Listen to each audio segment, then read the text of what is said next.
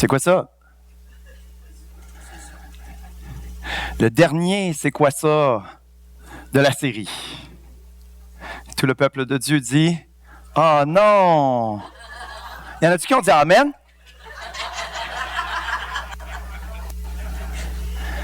Ah ben là, vous allez être déçus parce que ce matin, le but, c'est de vous encourager à continuer dans cette attitude de cœur, de se poser des questions. J'aimerais qu'on commence avec la diapo 16. Vous savez, il y a des chrétiens, parfois, qui ne se posent pas beaucoup de questions.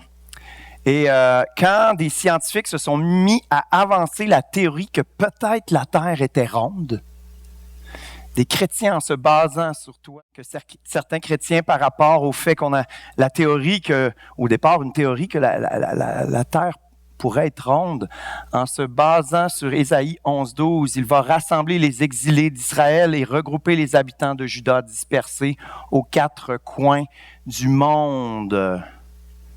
Étant donné que 4 coins, la planète doit être carrée. Parce qu'il y a 4 coins. Sinon, Dieu dirait faux dans la Bible. Il y a des scientifiques qui disent des bêtises aussi. Hein? Un de mes traumatismes de mon parcours scolaire, c'est dans un cours de chimie au cégep où parfois il y a des équations difficiles. Puis à un moment donné, on demande aux profs, mais ça vient. Peux-tu nous donner plus d'explications? On ne comprend pas ça. Et sa réponse a été, c'est les chimistes qui ont décidé.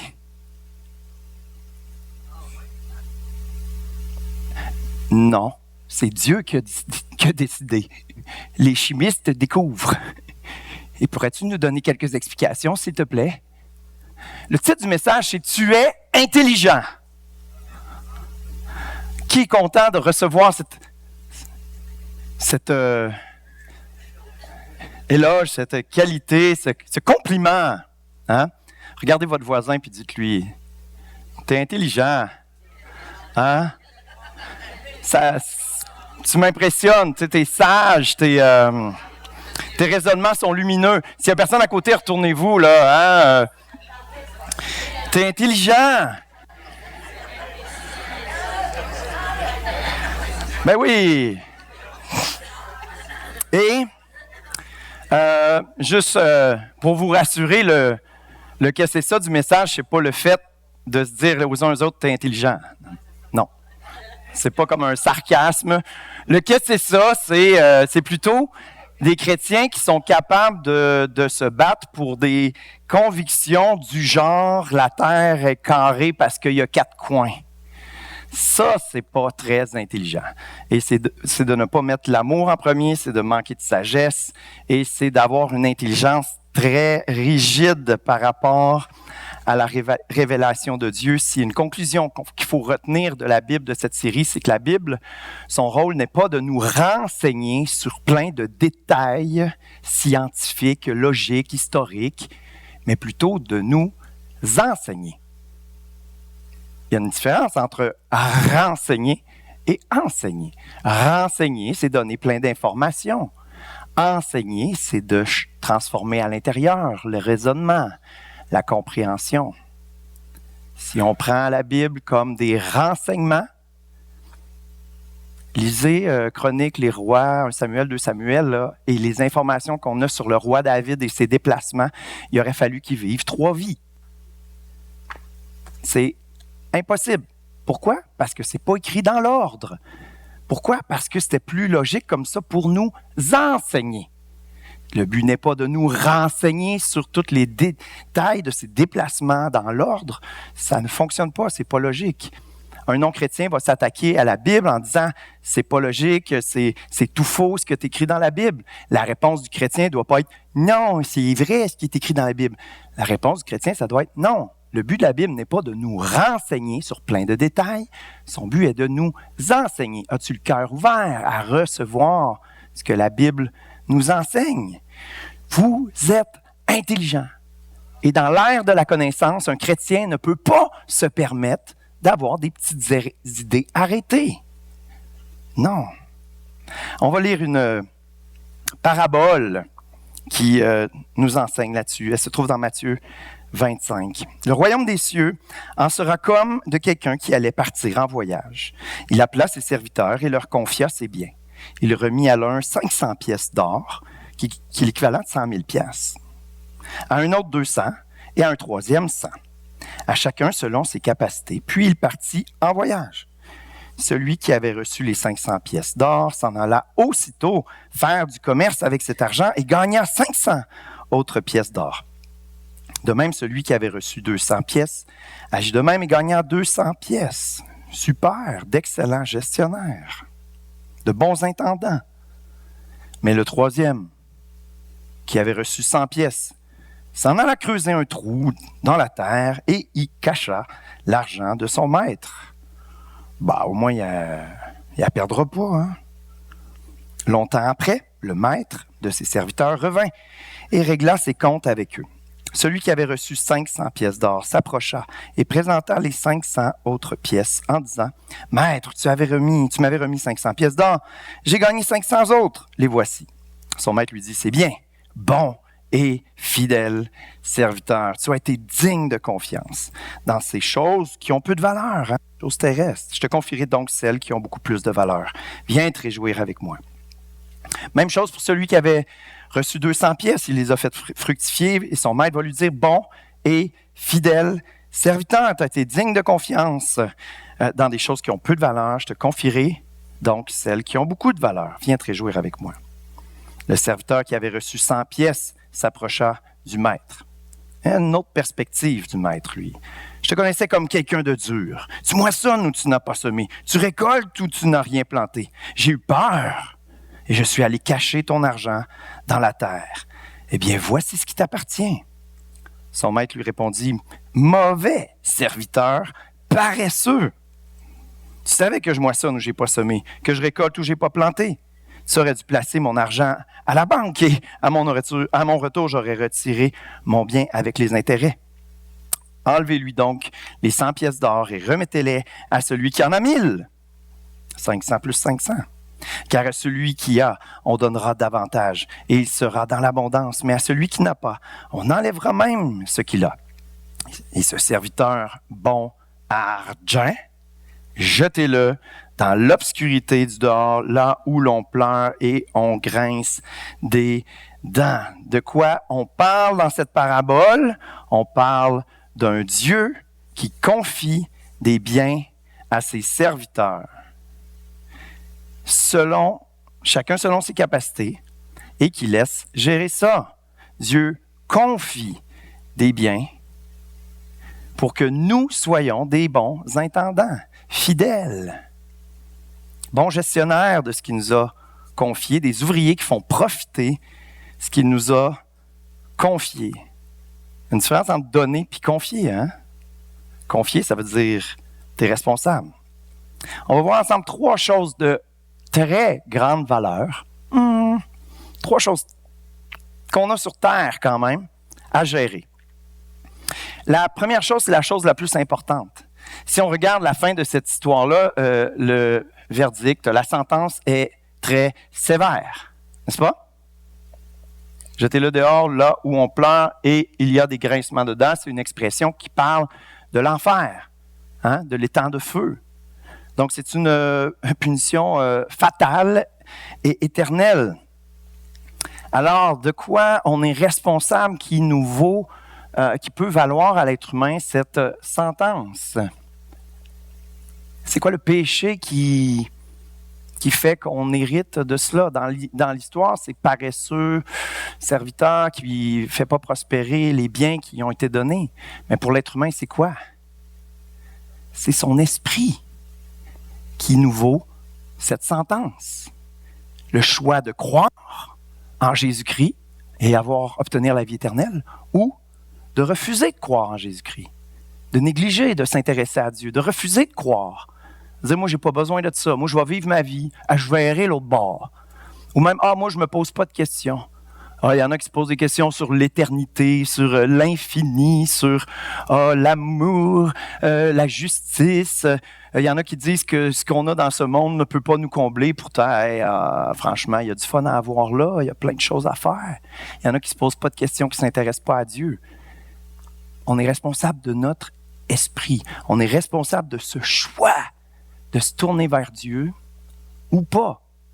Et c'est ça qui nous vaut la sentence la plus sévère, celle qu'on voit à la fin de cette parabole-là. C'est ce qui a le plus de valeur.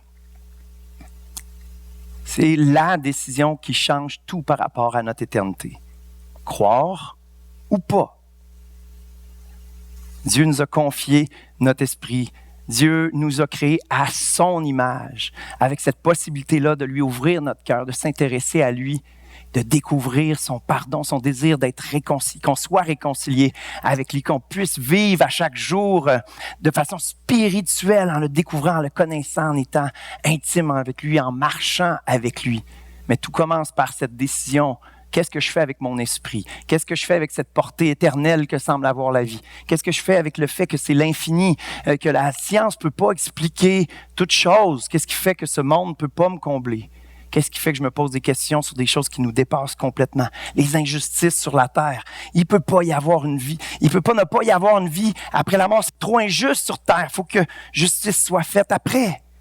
Il ne peut pas ne pas y avoir quelque chose d'autre. Et c'est la chose la plus importante. C'est une question de vie ou de mort. Dans Hébreux 9, verset 27, on lit « Tout être humain doit mourir une seule fois, puis être jugé par Dieu. » Si vous questionniez encore sur la réincarnation, ce verset-là tranche très clairement. Non, il n'y a pas de résultat de deuxième vie, puis troisième vie, puis tu as un karma positif, puis tu attires des bonnes affaires ou pas. Non, il est donné de vivre une seule fois. Après quoi? Le jugement. Il y a un autre qui s'adresse aux plus jeunes. « Ah oui, profite de la vie, jouis en masse de la vie, mais sache qu'un jour, tu auras à rendre compte. » Ce texte-là est repris de plusieurs façons dans la Bible. Il faut que je fasse un petit détail théologique quand même. Dans la parabole, vous savez, dans une parabole, il ne faut pas prendre tous les détails. L'important dans les paraboles, c'est quoi?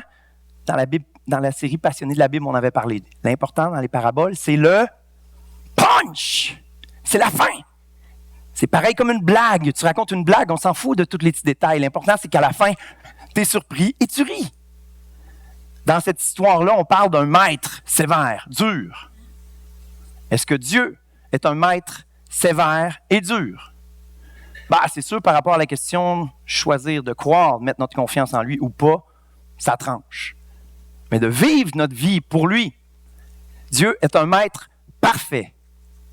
Pourquoi la parabole le raconte comme ça? C'est encore une erreur théologique que Jésus n'avait pas compris que Dieu est un Dieu bon? Non! C'est une parabole et il veut bien marquer le point qu'à la fin, ça tranche. C'est important de réfléchir quand on lit la Bible.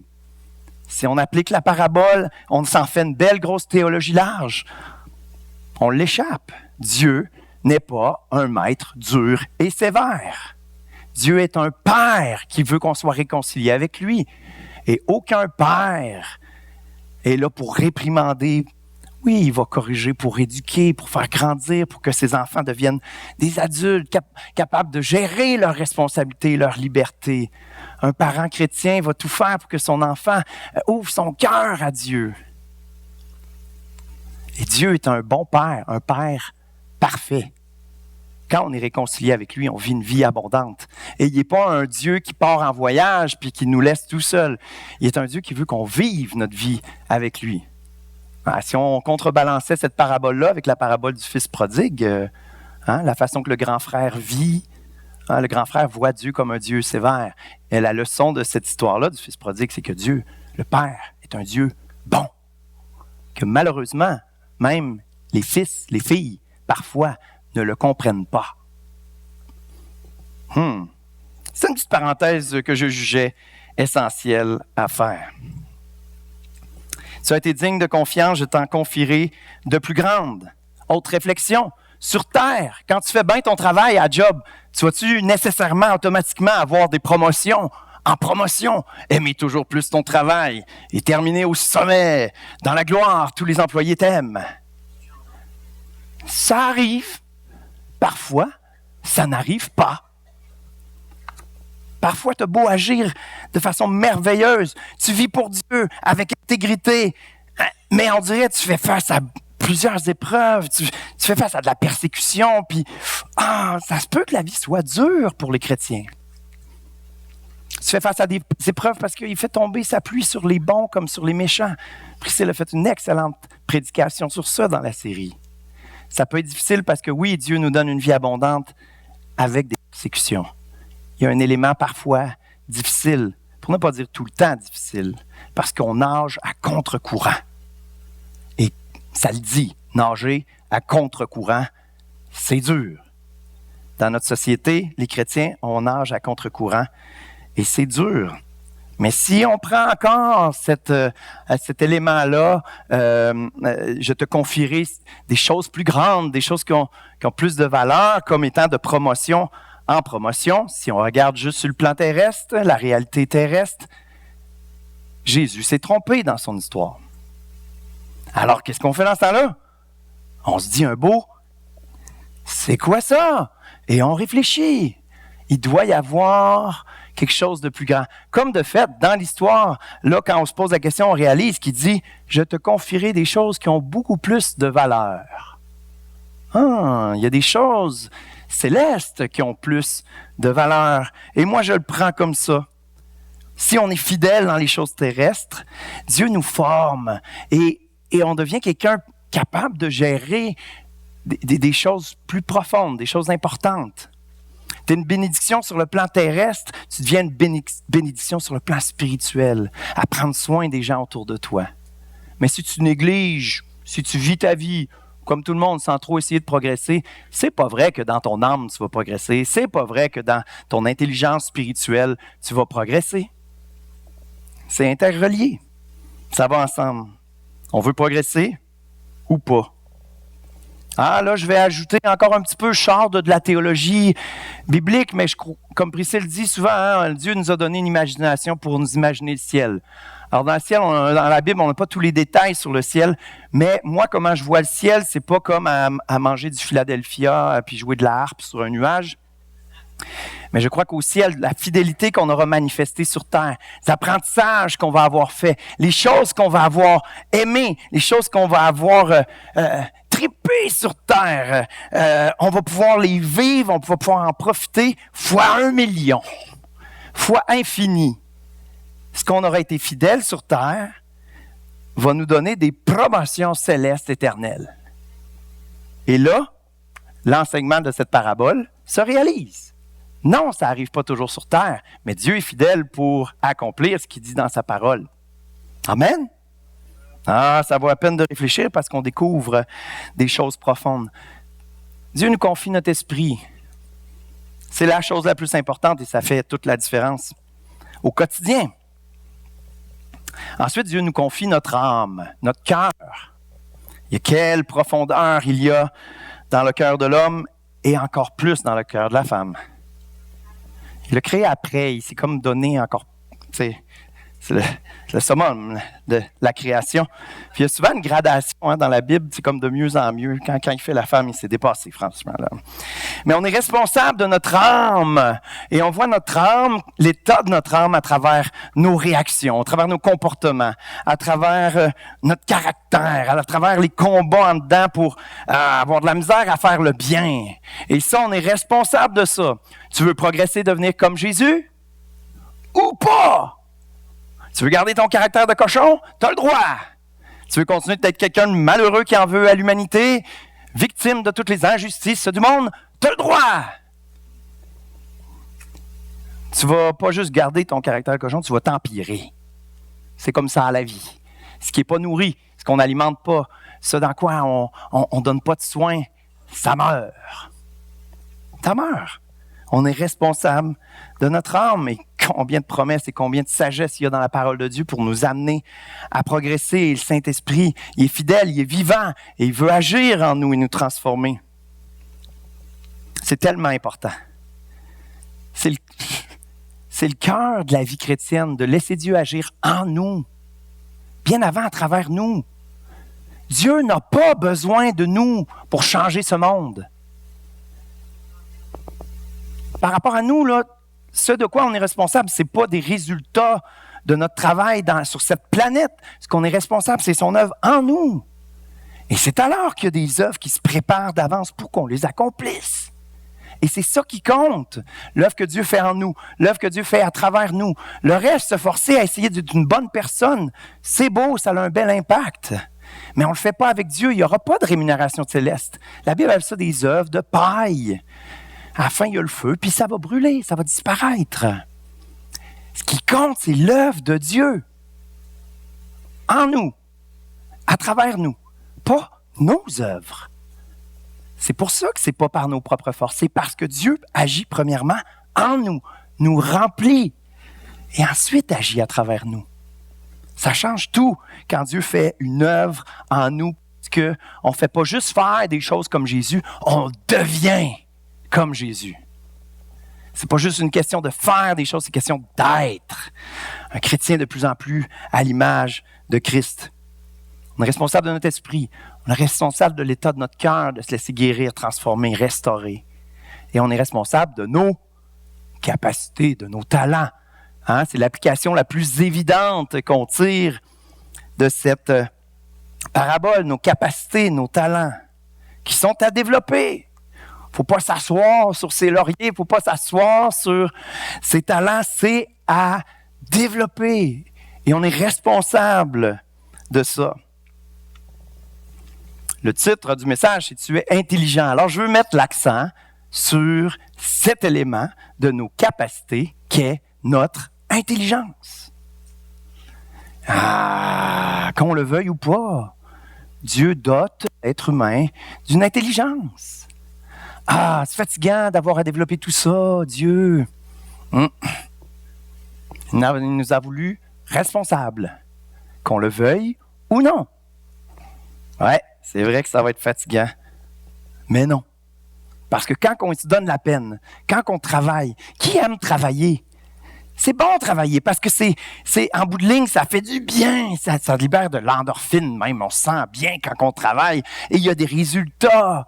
Ça fait du bien aux gens autour de nous. C'est bon de travailler. Et de la même façon, quand on laisse le Seigneur nous travailler, ça amène tellement de bonheur. On voit Dieu à l'œuvre, on le découvre, on le connaît de plus en plus. C'est surtout l'œuvre de Dieu en nous.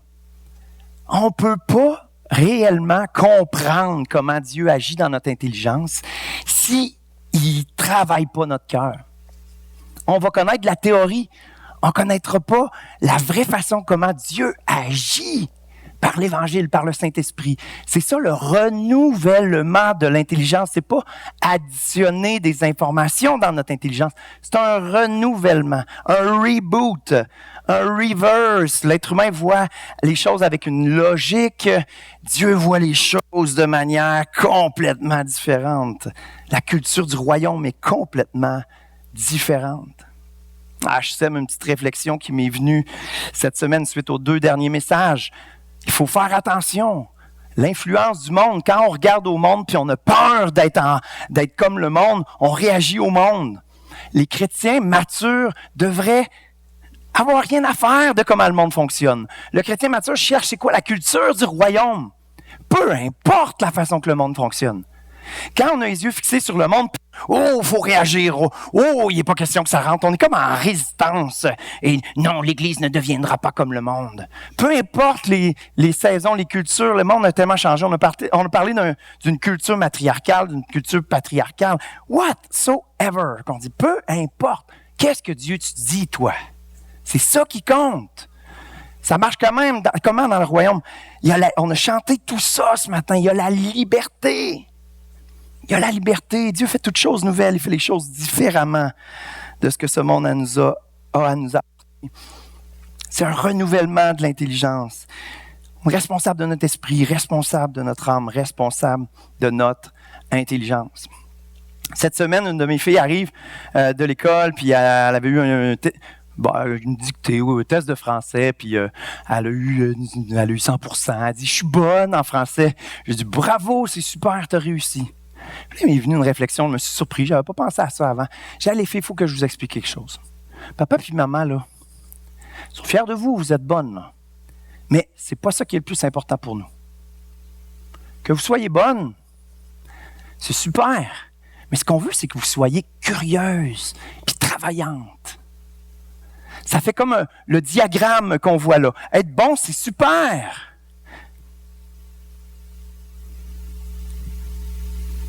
Mais être curieux et travaillant, comme faisait Usain Bolt, hein? Puis comme dit la Bible, de mieux en mieux, de gloire en gloire. T'es bon? Bah, comme humain, là, quand on dit « je suis bon », c'est qu'on se compare aux autres êtres humains à côté de nous, puis il me semble qu'on se démarque un petit peu. À quoi bon aux yeux de Dieu que tu te démarques un petit peu? C'est juste que Dieu t'a confié peut-être 200 au lieu de 100, puis en fonction de tes capacités. Mais t'es pas comme... Le but, c'est pas de se trouver meilleur que l'autre.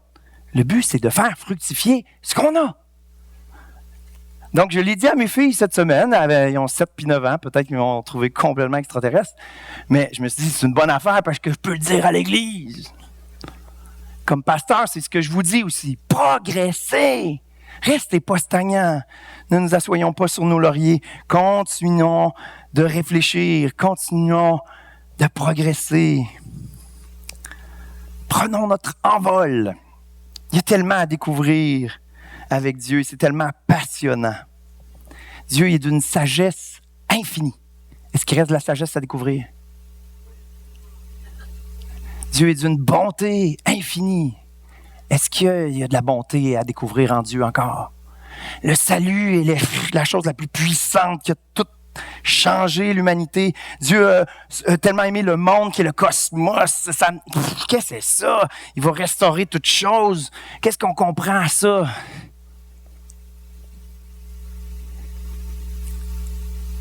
Continuons de progresser. Progresser dans la grâce. C'est la base, ça, la grâce. Je l'ai compris. Tu crois, t'es sauvé. Non. T'as compris ça, de la grâce. On va toujours continuer de découvrir. Si on veut continuer de découvrir. Ça se fait pas tout seul. C'est pas automatique. Voici à quoi ça ressemble quelqu'un qui veut pas découvrir davantage.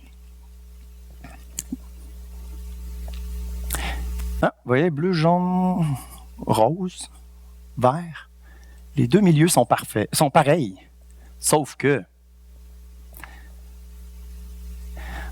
j'ai déjà discuté avec quelqu'un, puis c'est un sujet secondaire. On parlait pas du salut en Jésus-Christ, tout ça, tu sais, puis j'en viens à dire, mais tu sais, t'as pas la vérité absolue. La personne me dit, toi non plus. Ouais, c'est vrai. La réponse m'est pas venue tout de suite. Mais après ça, je me disais, mais justement, mon point, c'est que on l'a pas. On n'a pas fini de réfléchir. Mon point, c'est ça. Mon point, c'est que je l'ai pas. Je suis en progression, je veux découvrir encore plus. La vérité. C'est une personne.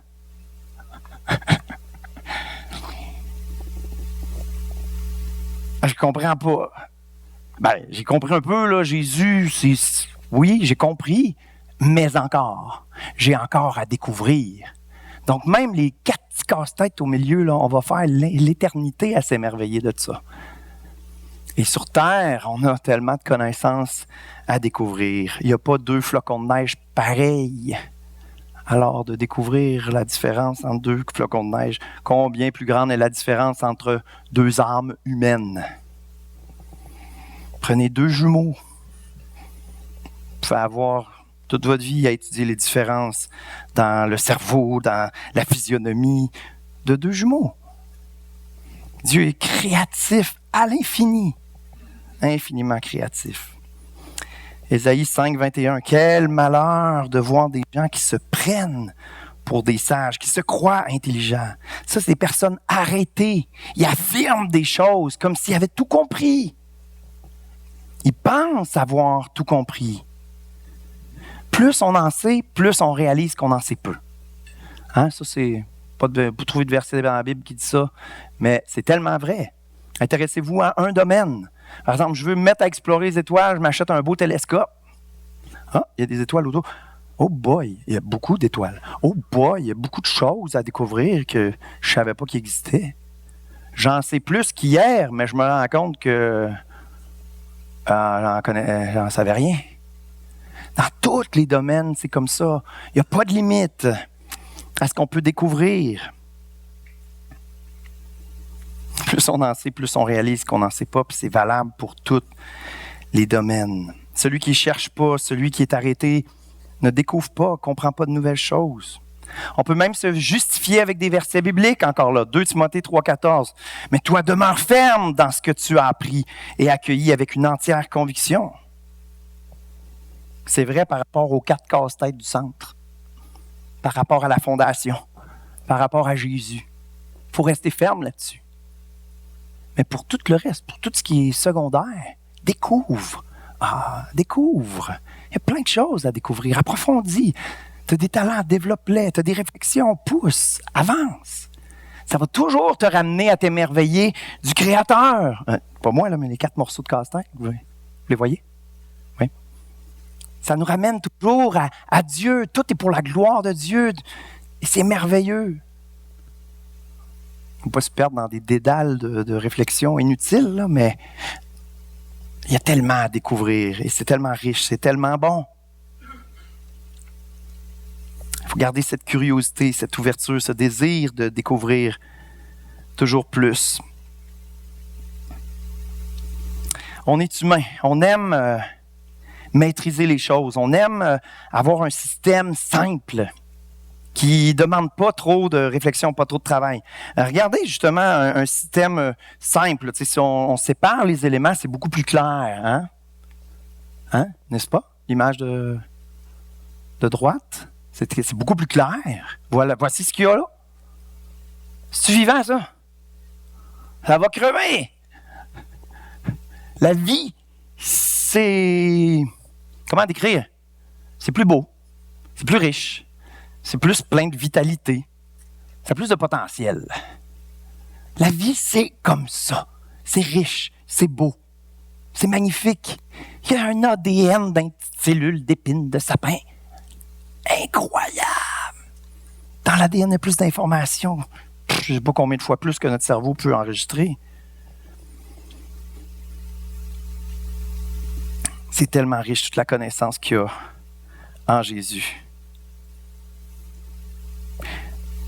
Pour revenir à l'essentiel, le salut en Jésus-Christ, c'est le point de départ. Ne nous arrêtons pas là. J'ai cru, j'ai sauvé, je suis sauvé, j'ai la vie éternelle. Amen.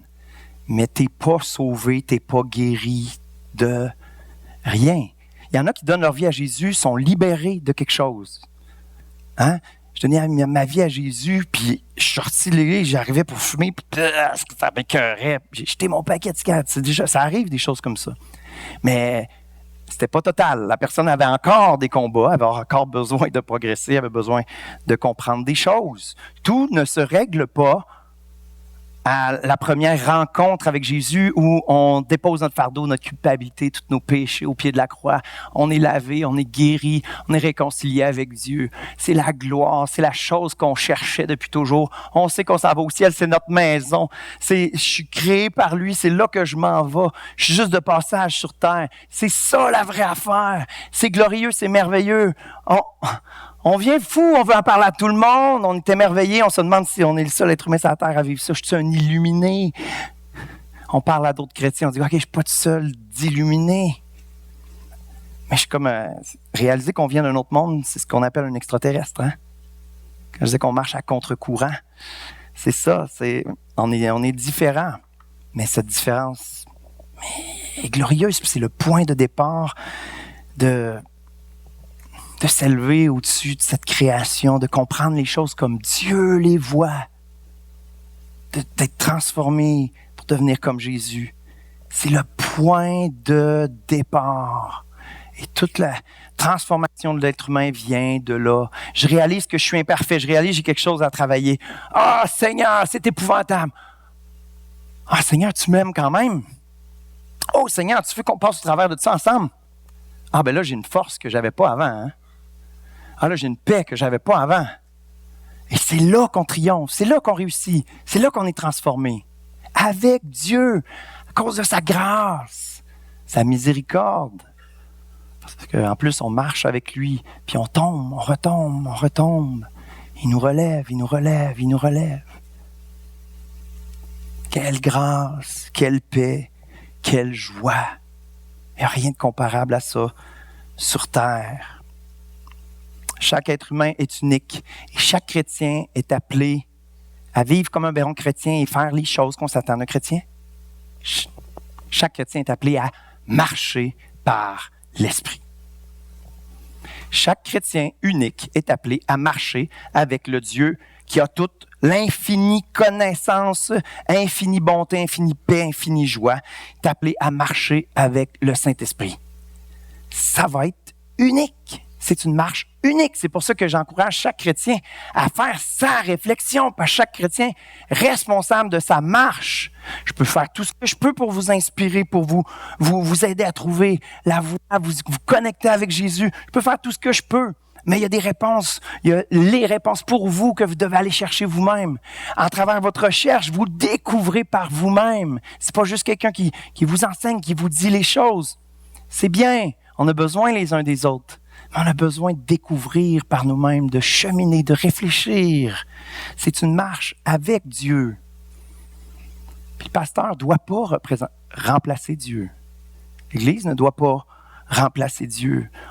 À la fin, on ne pourra pas dire « je me suis appuyé sur l'autre hey, ». Mes 100 pièces d'argent, je les donnais au gars qui en avait 500, là, puis il a fait fructifier ça. Non. Non. Tu avais 100 pièces à faire fructifier. On est responsable de ce que Dieu nous confie. On est responsable. Pourquoi? Parce qu'on est intelligent. On est libre. On est responsable de grandir avec Dieu.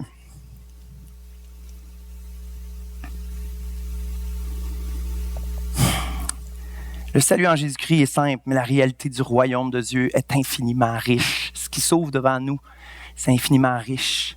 Et c'est la marche vers le ciel. Et les enseignants qui limitent les gens à comprendre le salut, puis après ça leur dire quoi penser, c'est grave. Il y en avait plein dans le temps de Jésus. Il ne marchait pas ses mots quand il parlait avec eux. Matthieu 23, 13. « Malheur à vous, spécialistes des Écritures et pharisiens hypocrites, vous fermez aux autres la porte du royaume des cieux. Vous n'y entrez pas vous-même et vous ne laissez pas entrer ceux qui le désirent. » Il est question du royaume des cieux. Il n'est pas juste question de comprendre que Jésus est mort pour tes péchés puis que c'est ça, l'étiquette vers le ciel. Le mot de passe, c'est « Jésus est mon sauveur ».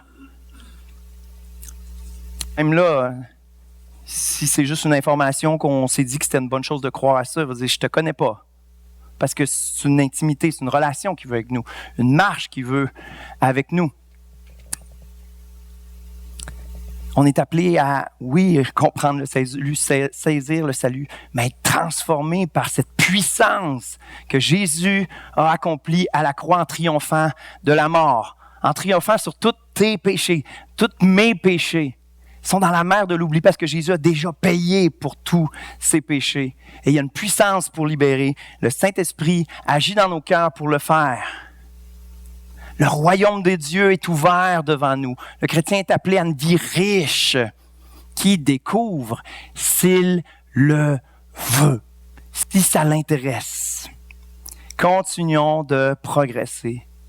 C'est tellement bon, un pain baguette encore chaud, là, tout juste sorti du four, vous ne trouvez pas? Oui, hein? Merci pour le pain d'hier, Seigneur. Merci pour le pain quand je suis venu au Seigneur. Mais un bon pain baguette bien chaud, tu mets du beurre dessus.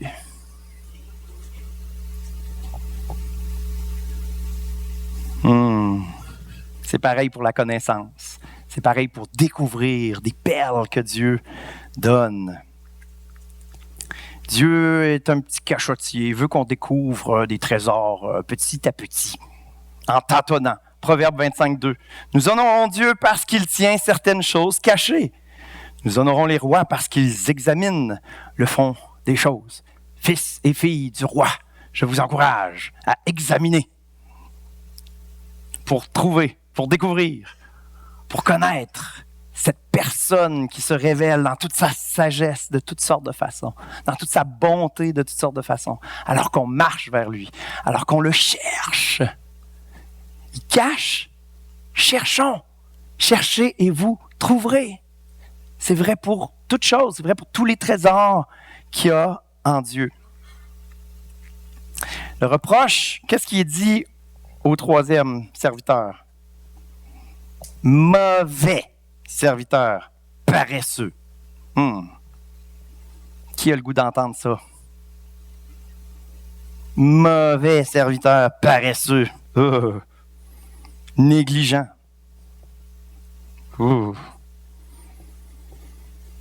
Dieu veut qu'on soit sérieux. Il ne veut pas qu'on soit lâche. Il ne veut pas qu'on soit paresseux. Et on n'a vraiment pas d'excuses. C'est tout nouveau dans l'histoire de l'humanité là, que l'être humain a accès à autant de choses, que l'être humain sait lire. Ici, en tout cas, on a accès comme à du matériel fait par des gens qui ont consacré leur vie à découvrir la parole de Dieu. On a accès à des versions de la Bible, des recherches archéologiques, des commentaires. On a accès à tout ça. On n'a pas de problème à mettre 10 000 $ sur du divertissement, sur des choses qu'on aime, mais investir 90 $ sur une Bible d'études, une Bible avec des commentaires. On n'a pas d'excuses. On a accès à tous ces trésors-là. Dans le temps, il fallait aller à la synagogue ou à l'église, dans le sous-sol du pasteur ou de la pasteur de son village. Puis là, on faisait une lecture publique de quelques pages, ou je ne sais pas trop. Puis on repartait avec ça, puis on méditait là-dessus. C'est une toute autre réalité aujourd'hui. On a ça, c'est un plateau d'argent devant nous. Gratis.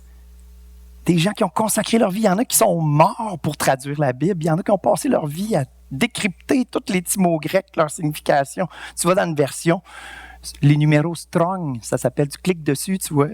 Wow, c'est comme si tu parlais en grec. Tu as appris ça, toi, le grec, du temps de la Bible. Incroyable. On a accès à tout ça. La chose la plus difficile, par contre, ça prend de l'humilité. L'humilité de reconnaître qu'on a encore à découvrir. On a vécu en petit groupe un beau moment cette semaine. Quelqu'un qui nous confie, écoutez, moi, lire la Bible, étudier, c'est quelque chose qui est difficile pour moi. Et là, tout le monde s'est mis à y donner plein de trucs, plein d'astuces. Hey, il y a tel outil, il y a telle chose. Hey, tu pourrais faire ça, tu vas voir, c'est le fun. C'est une Bible audio, il y a tel site. Écoute, moi, j'ai une petite pensée du jour, là, tout le temps, là, un petit verset, là, quand je me suis pas levé là, pour lire un petit peu d'avance, là, j'ai ça, puis là, dans mon char, je médite là-dessus. Hey, tu sais que les prêches de l'Église sont sur Facebook, YouTube, Spotify. Tu peux écouter ça dans ton char. Ah ouais, comment qu'on fait? On va te montrer. On a accès à des frères et des sœurs qui grandissent en Jésus. Ça, c'est probablement la plus grande richesse que Dieu nous fournit. Mais partager notre petit combat à se discipliner, à lire la Bible, Puis tu sais, l'ouverture, le désir de comprendre des choses, ça aussi, c'est difficile parce que quand tu découvres de quoi, tu te rends compte que tu ignorais de quoi depuis toute ta vie. Alors, c'est pour ça que plus qu'on vieillit, plus c'est difficile. Là. 50 ans d'ignorance, c'est plus tough que 5 ans. En bas, ils sont à l'écoute, hein? Ils apprennent des affaires, puis ils s'émerveillent. « Waouh, Dieu, il fait ça! » Ils n'ont pas d'orgueil là-dessus. Mais les adultes...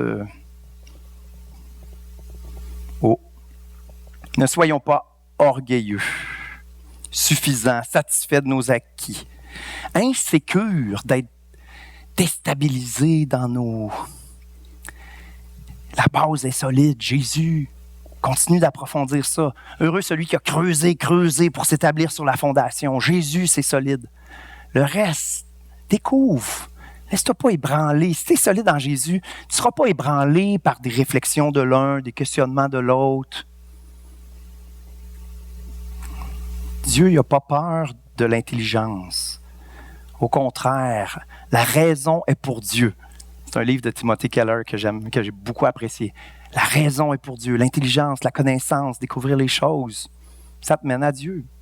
Beaucoup de scientifiques ont essayé de prouver que Dieu n'existe pas et au bout de leur recherche, on dit « Wow! » Il y a une intelligence derrière la création. Malheureusement, ils ne font pas tous se tourner vers Jésus parce que ça prend l'humilité d'ouvrir notre cœur. Là. Mais non, ils ne pouvaient pas démontrer que Dieu n'existe pas. Au contraire, ils en sont arrivés à la conclusion qu'il y a une intelligence derrière la création. Il y a des choses qui ne s'expliquent pas. On est responsable de tout ce que Dieu nous a confié. Quel bonheur de progresser, de continuer, de faire fructifier tout ce qu'on a. Mais il y aura du travail à faire pour laisser de la place à Dieu, pour prioriser ce que Dieu veut faire dans notre vie. On ne peut pas ajouter quelque chose quand c'est plein. On ne peut pas ajouter quelque chose sans enlever quelque chose. Si tu veux pouvoir consacrer une soirée ou 2 ou 3, où tu mets au moins une demi-heure à t'asseoir, à approfondir, à réfléchir, peut-être faudra écouter une série Netflix de moins. T'sais, j'écoute ma série Netflix là, 4 soirs semaine, 3 pour pire, 3. On commence par un. Commencer petit, souvent c'est bon. Et on y prend goût. Et finalement, on se rend compte on consacre plus de temps qu'on pensait. Mais il faut demander au Saint-Esprit, qu'est-ce que je pourrais retirer là, pour te laisser un peu de place dans ma vie? Ça implique des choix, donc des sacrifices. Quel bonheur de découvrir. Je termine avec 2 recommandations, 2 prescriptions. 2 recommandations pastorales, 2 prescriptions spirituelles. Ça nous prend un cahier de notes. Un cahier où on écrit des réflexions. Parce qu'on oublie. Imaginez le temps des fêtes. La plupart des gens vont avoir des vacances. On va faire quoi pendant ces vacances-là? Foirer? Non, on a du temps, là. Une petite réflexion, une petite lecture, un petit quelque chose pour que la réflexion avance. Sinon, on oublie. Tu étais parti chez ma tante Ginette pendant 3 jours. Tu te rappelles pas qu'est-ce que tu as lu avant, là? Tu sais? C'est pas de la faute à ma tante Ginette. Vous savez, des cahiers de notes, on en a acheté pour vous. Il y en a à l'arrière. Dons volontaires, dons suggérés de 4 piastres. Bon deal, hein? Vous pouvez partir avec puis donner. Je vous donnerai quand vous voudrez. Il n'y a pas de stress là. Mais c'est vraiment quelque chose de bien. Et 2e prescription. Revenir sur quelques prédications de la série. Il y en a eu des pas pires. Ils étaient toutes très intéressantes, puis Jésus est toujours resté au centre de chacune de ces prédications-là. Ça nous ramenait quand même à l'essentiel. On a fait une liste des prédications qu'il y a eu. Vous avez quand même l'embarras du choix, là. Peut-on douter en perdre son salut? Foi et science. La 4e dimension avec Pasteur Pierre-Luc. Question-réponse-action, la façon que Jésus parlait. Aux grands mots, les grands moyens, ça c'est sur les génocides à Canaan. Hein? Génocide, le mot est choque-toi. Ça, c'est les psaumes d'imprécation, je pense. Il faut choquer. Ah ouais. Prédication sur la mort, ça, là, pour moi, ça m'a marqué, ça. Là. Vraiment des sujets intéressants. Réécouter un message, on ne retient pas tout. On repart, on se souvient peut-être de quelque chose, puis là, vu qu'on n'avait pas de cahier de notes, finalement, on l'a oublié. C'est vrai. Tu sais, qu'est-ce que vous avez mangé jeudi soir cette semaine? Wow. C'est pareil pour les prédications, tu sais. C'est pareil même pour ce qu'on lit. C'est une nourriture, mais qui doit être digérée. Et ça prend un peu de temps, ça prend de l'investissement. Mais Dieu est fidèle pour nous faire grandir, il est fidèle pour nous faire progresser. Est-ce qu'on peut prier ensemble? Merci, Seigneur, pour l'infinie sagesse qui se découvre en toi. Merci pour cette série, Seigneur, qui nous a amenés à se responsabiliser, qui nous a obligés à réfléchir, qui nous a amenés pas pantoute à décrédibiliser la Bible, mais à creuser, à s'intéresser à ce qu'elle dit véritablement. Quand on a nos points d'interrogation, quand on a nos « qu'est-ce que c'est ça, Seigneur », on va travailler avec toi, pour que tu nous éclaires, pour qu'on comprenne des choses, pour qu'on aille un petit peu plus loin. Pour te donner une chance, Saint-Esprit, de nous parler, de nous enseigner. Puis pour qu'on puisse grandir. Seigneur, je te prie pour une Église qui fait cette prière dangereuse. Mets-moi au défi, Seigneur. Mets-moi au défi dans mes raisonnements. Viens me brasser un petit peu pour que je puisse grandir, pour que je puisse être fortifié. Merci, Seigneur, pour notre intelligence, et que notre intelligence soit comme un muscle qu'on choisit d'entraîner, qu'on choisit de faire solidifier, qu'on se discipline, pareil comme on se disciplinerait pour aller au gym, Seigneur, qu'on se discipline à aller au gym de ta sagesse, au gym de ton Saint-Esprit qui veut travailler nos cœurs. Oui, Seigneur, je te prie pour une Église qui prend au sérieux ta progression avec toi, afin qu'il y ait de la vie, Seigneur, dans nos cœurs, afin que le Dieu vivant soit agissant dans nos cœurs et qu'on puisse te voir briller, Seigneur, à travers nos frères et nos sœurs, et que cette Église puisse briller, Seigneur, que les gens puissent rentrer et voir une joie, voir une vitalité, voir un émerveillement, Seigneur, devant toi, pour que notre louange, notre adoration soit passionnée pour toi, parce que tu es passionnant. Parce que tu es la passion de toutes les passions. Tu es le Dieu bienheureux dans lequel on a tout à gagner, à se perdre, à plonger pour découvrir ta grandeur, ta beauté, ta bonté. Pour toujours découvrir et s'émerveiller, Seigneur. Donne-nous des cœurs désireux de te connaître plus. Dépose, Seigneur, en nous une soif. Faisons cette prière dangereuse aussi. Seigneur, mets une soif en dedans de moi, une soif, c'est inconfortable. Mais tu es fidèle, Seigneur, pour déverser tes eaux vives et nous rafraîchir, nous faire du bien.